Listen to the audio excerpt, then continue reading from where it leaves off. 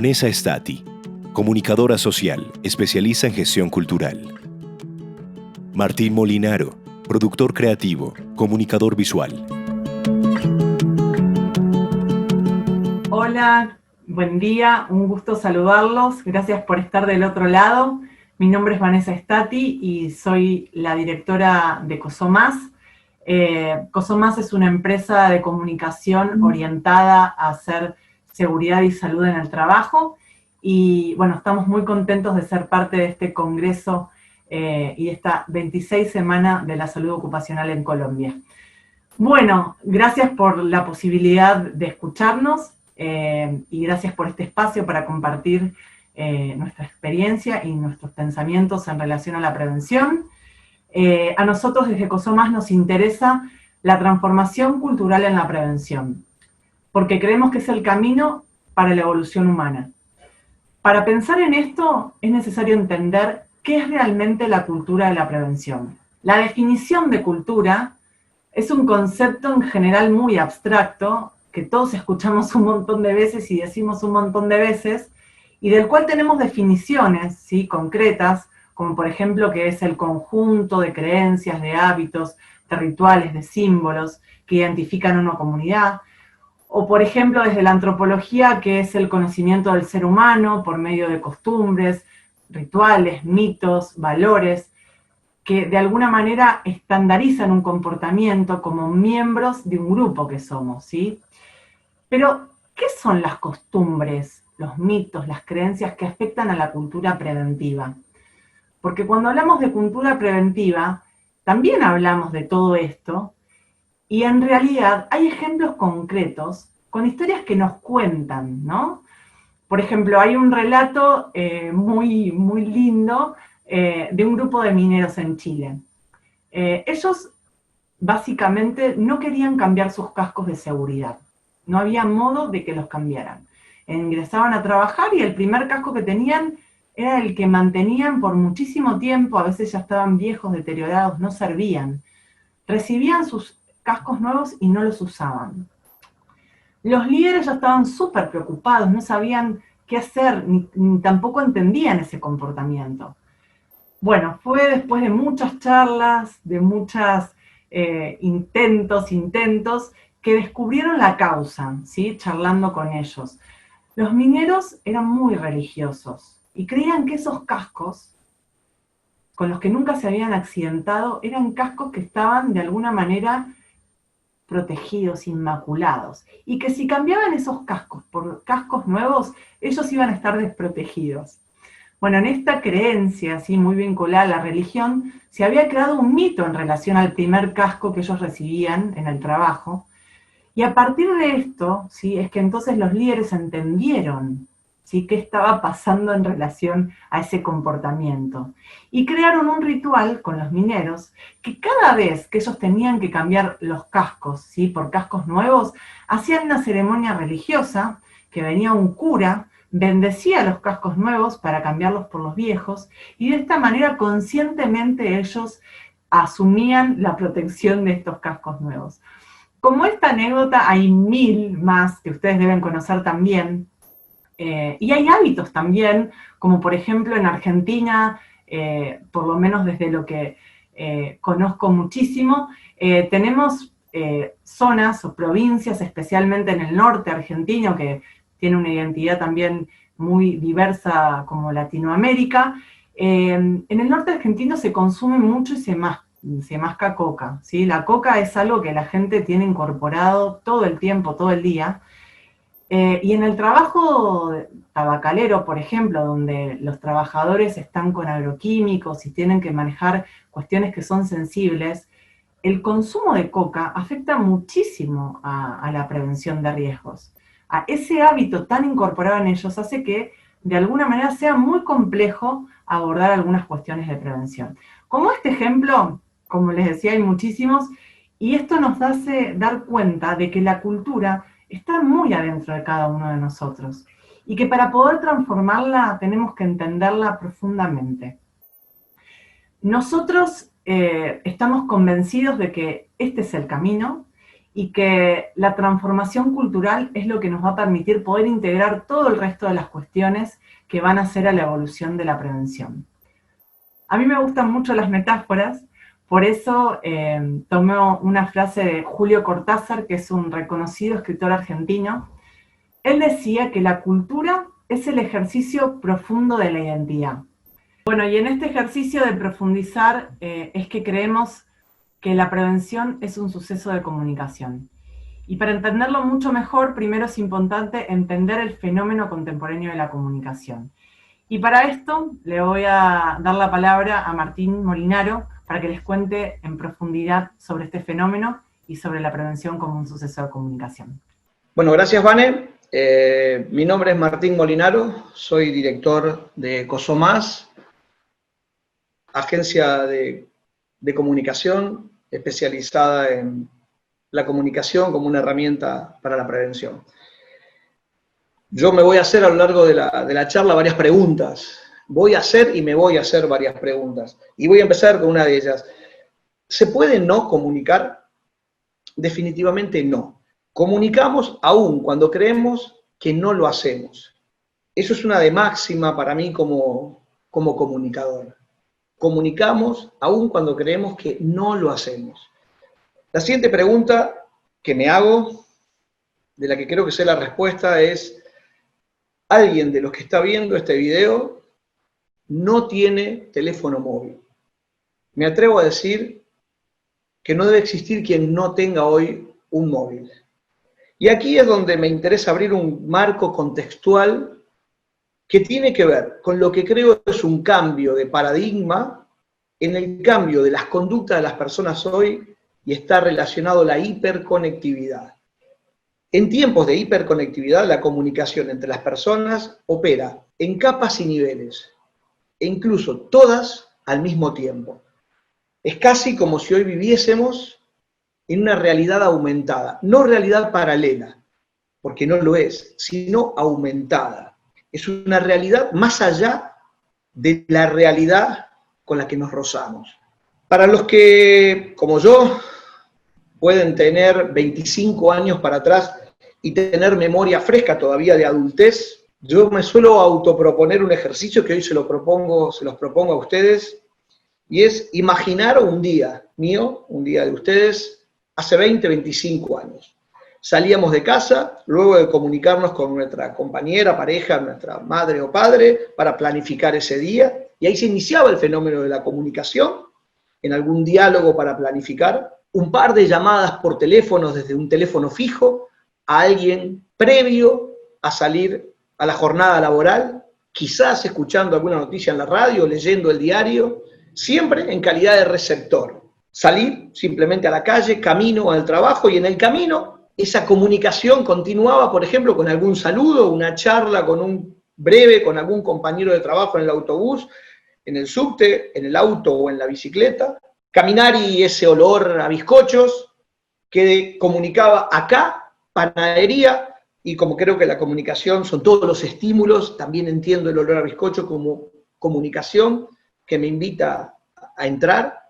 Hay alguna charla con el panadero, a lo sumo relojear el titular de algún diario, saludar y seguir. Bueno, eso mismo lo pienso hoy. ¿Y qué sucede? Sucede exactamente eso, solo que mientras eso está sucediendo, estamos escribiendo un mail, chateando en una red social, resolviendo un problema que nada tiene que ver con el mail que estoy escribiendo. Al mismo tiempo, leo pero no respondo 2 WhatsApp, tengo una llamada por teléfono con mi familia para ver dónde vamos a cenar esta noche. Incluso mientras leo en la red social un posteo, encuentro una noticia que me conmueve emocionalmente de algo triste que pasó en algún lugar del mundo, cerca o lejos, y eso me sucede al mismo tiempo que debato sobre la ética de esa noticia en los comentarios, mientras el call to action de un anuncio me dice: este es el auto con el que vos soñás, entrá acá para tenerlo, y todo eso está sucediendo. Mientras hablo con el panadero del clima, siento el olorcito de bizcocho, le digo chao, don Pepe, y me voy comiéndome los bizcochitos. Si hoy las personas no están siendo comunicadores complejos, qué es la comunicación compleja, ¿no?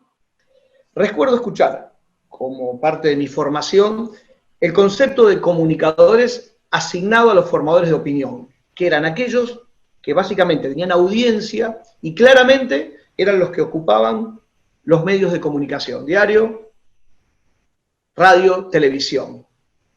Hoy, si cada uno de ustedes suma los contactos de WhatsApp, los contactos de Facebook, Twitter, Instagram, LinkedIn, claramente cada uno de nosotros tenemos audiencia personal y que es notoriamente más grande que lo que una persona tenía en la era previa a la hiperconectividad.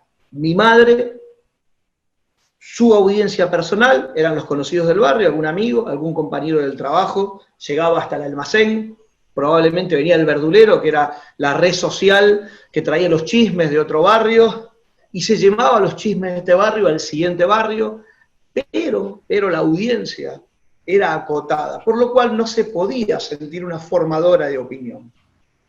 Hoy, mi madre y cualquiera de nosotros tenemos de 1.500 a 5.000 contactos en nuestras redes sociales, amigos de amigos de amigos de amigos, por lo cual cada vez que manifestamos un pensamiento estamos siendo a su vez formadores de opinión.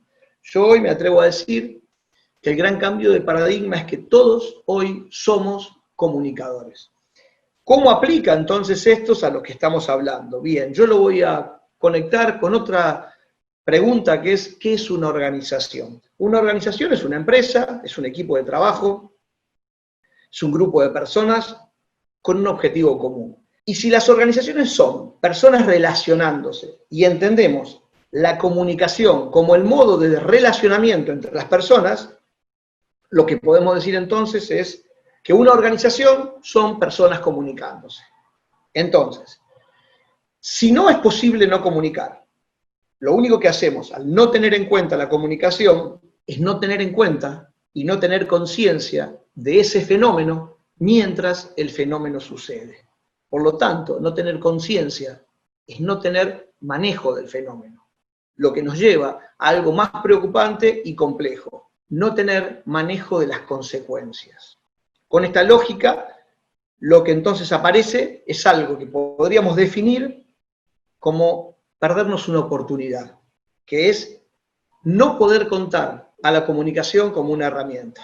Hasta acá usé muchas veces el no, ahora propongo girar al sí. Entonces, la pregunta ¿es la comunicación una herramienta de las organizaciones? Definitivamente sí. Es una herramienta que nos permite generar consecuencias y no simplemente ser una consecuencia. Y hay una relación intrínseca entre esto aplicado a la comunicación y aplicado a la prevención. ¿Por qué? Porque la prevención es generar consecuencias positivas y no ser simplemente una consecuencia y reaccionar frente a eso. Acá lo que quise es poner en contexto lo que yo comprendo y cómo comprendo la comunicación en un nuevo paradigma que es el de la hipercomunicación, el de la hiperestimulación, donde todos somos comunicadores. Y ahora entonces voy a lo que me trajo hasta acá, que es cuando Vane dijo, Martín va a hablar de la prevención como suceso de comunicación. Bien, esta frase la voy a diseccionar. Prevención, suceso, comunicación. Prevención, suceso, comunicación. Voy a arrancar por comunicación, claramente como lo comenté antes, para que exista la comunicación entre dos o más personas, debe existir un emisor y un receptor, y fundamentalmente que se comprenda el mensaje. Si no, no hay comunicación. Parece un dato menor, pero es un dato mayor. Por eso quiero que quede como flotando el concepto comprender. Recordemos comprender. Siguiente concepto dentro de mi concepto es el concepto de suceso. La prevención como suceso de comunicación. ¿Qué es un suceso? Es algo especial que ocurre y tiene trascendencia. Es el resultado exitoso, en lo posible, de una acción. Acá me interesa lo que se desprende, que es trascender, éxito y acción. Son tres conceptos que junto con comprender me interesa que queden como flotando en el aire. Y vamos a prevención. Siento y puedo percibir que decir y hablar de prevención donde hay especialistas en prevención puede ser una obviedad. Ahora, en lo personal, suelo hacer un ejercicio que tiene que ver con visibilizar, regresar a saberes que ya tengo demasiado internalizados. Y si hago ahora el ejercicio y pienso cuáles son las caras de los próceres de los billetes que tengo en mi billetera, es probable que no me los acuerde. Y eso que los veo todos los días y hace años. Esto muchas veces responde a que hay saberes tan internalizados que se nos invisibilizan. Por eso, en lo personal, siempre trato de regresar como a conceptos fundacionales. Prevención es promover la seguridad y salud de los trabajadores, es preservar la salud psicofísica de todos los trabajadores y sobre todo es implementar estrategias para evitar accidentes y enfermedades profesionales. Dije varias veces una palabra que es la que me interesa, que es trabajadores. Quiero que la recordemos juntos con los otros conceptos y lo voy a retomar después por lo siguiente. Me pregunto entonces, sigo con las preguntas, es ¿quién hace prevención? ¿Quién hace prevención? Potencialmente, creo que todos y todas. Y si hablamos de todos y de todas, no hablamos de individuos, entonces creo que es necesario empezar a pensar en el concepto de transformación. Es otra palabra que me gusta. ¿Cuándo se hace prevención? Bien, acá hay un tema que para mí es súper importante. ¿Cuándo se hace prevención? Y la respuesta para mí, y creo que para muchos de ustedes, es siempre. Siempre, siempre, siempre, siempre, siempre, siempre, siempre, siempre, siempre, siempre, y por si queda alguna duda, siempre. Por eso, lo que se necesita es convicción.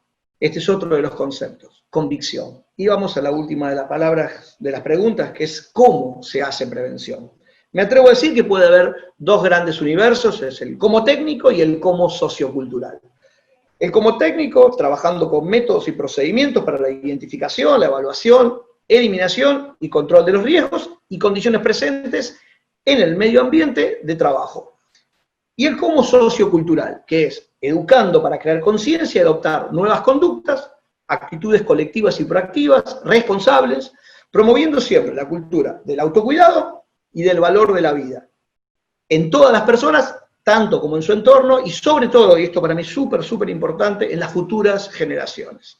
Vamos a hablar del cómo técnico, pero cuando el cómo técnico se convierte en un mensaje, porque mi punto es la comunicación. ¿Y qué es el cómo técnico convertido en un mensaje? ¿Es una cartelera? ¿Es un tablero de control? ¿Es una normativa? ¿Es una señalética? Cuando el cómo técnico es mensaje. Y acá viene la palabra que se desprendió de buscar ese saber ya sabido sobre qué es la prevención. Es la palabra trabajador. Y la pregunta que se me viene es, ¿le hablamos al trabajador? ¿Le hablamos al trabajador? No. No le hablamos al trabajador. Le hablamos a personas que trabajan. Parece un juego de palabras, pero para mí es algo más profundo. ¿Y por qué? Porque cuando yo dejo de pensar en el trabajador y pienso en personas que trabajan, pongo en el centro a la persona.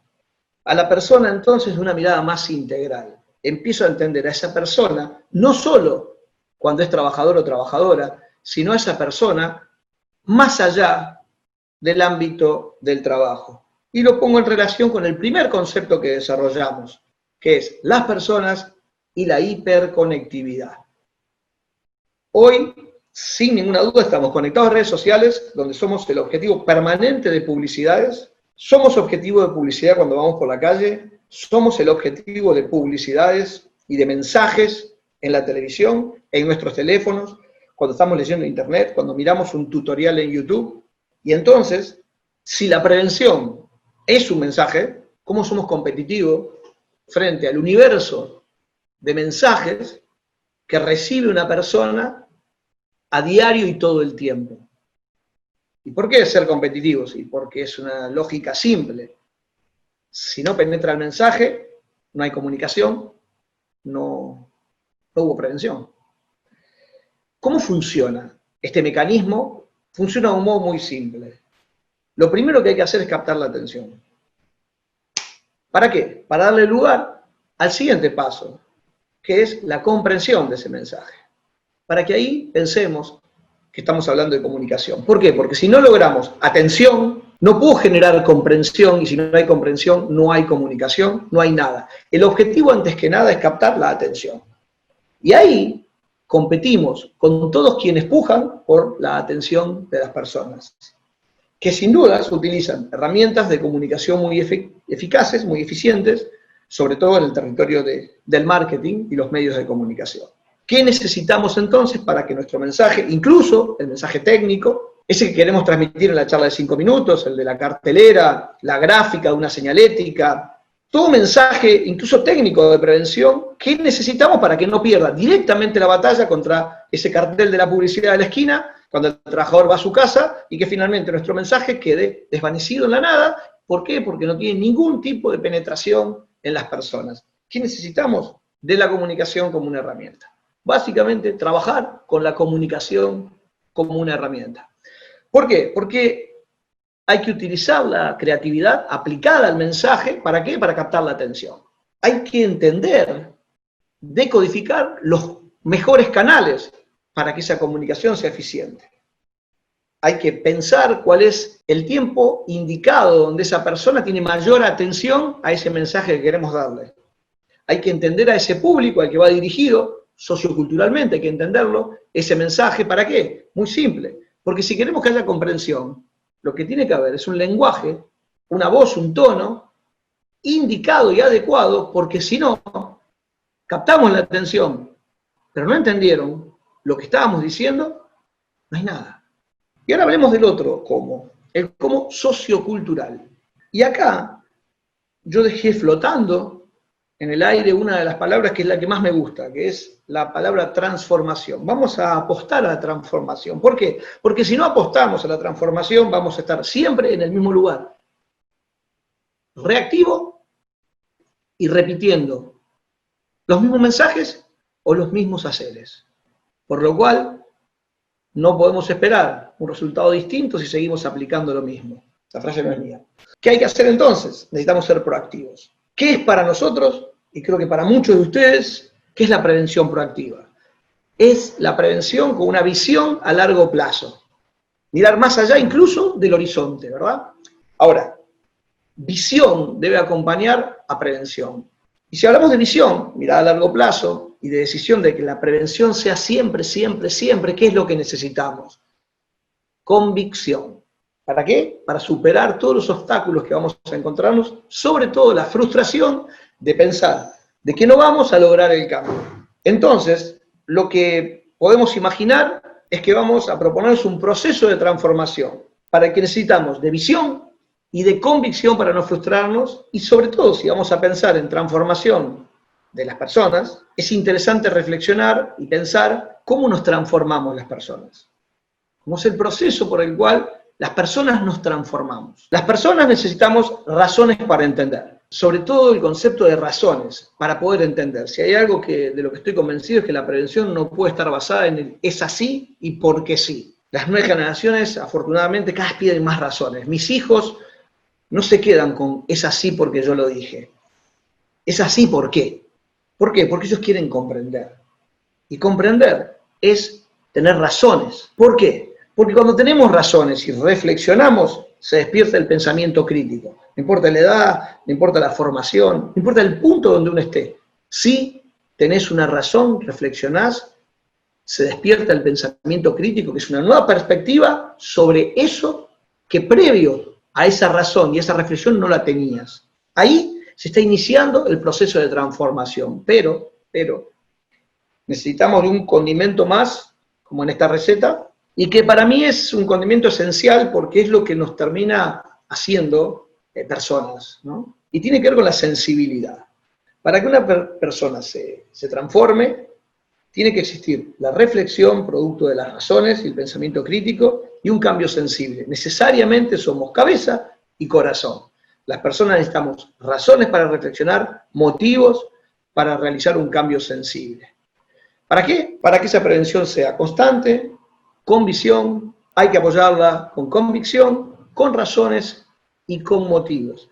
Y ahí vamos a estar llegando a la prevención proactiva. Este es un concepto que nos interesa a nosotros mucho, sobre lo que venimos trabajando y es la prevención proactiva, solidaria y expansiva. ¿Por qué proactiva? Porque es necesario tener visión, anticiparnos a los sucesos. ¿Por qué solidaria?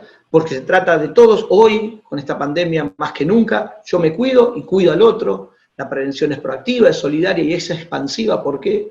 Porque llevamos la prevención a los ámbitos sociales, laborales y familiar, porque la prevención se trata de las personas, no solo del trabajador y la trabajadora. Y acá juega un rol súper importante para lograr este objetivo, que es la transformación cultural en prevención, un rol súper importante, la comunicación. ¿Por qué?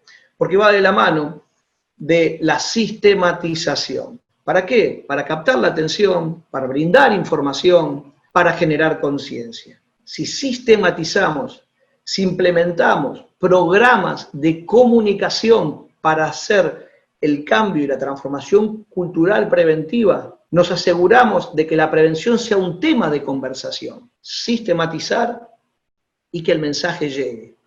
Profesionalizar la comunicación, que sea clara, con el lenguaje correcto, que sea creativa, que esté bien diseñada, que sea eficiente y competitiva frente al resto de los estímulos de mensajes que necesitan penetrar en las personas. Por eso la comunicación, creemos que hoy más que nunca es una herramienta para hacer una transformación cultural en relación a la prevención. Y por último, bajo el concepto de lo que no se mide, no mejora, también creemos con convicción que es necesario medir para evaluar, decidir y sobre todo evolucionar, y que escuchar y medir es un modo de construir, y que básicamente un intangible como es la transformación cultural es totalmente medible, es necesario e importante medirlo a partir de la escucha, a partir de mediciones cualitativas y cuantitativas que permitan analizar información, detectar oportunidades para volver a construir y que esto sea un siempre, siempre.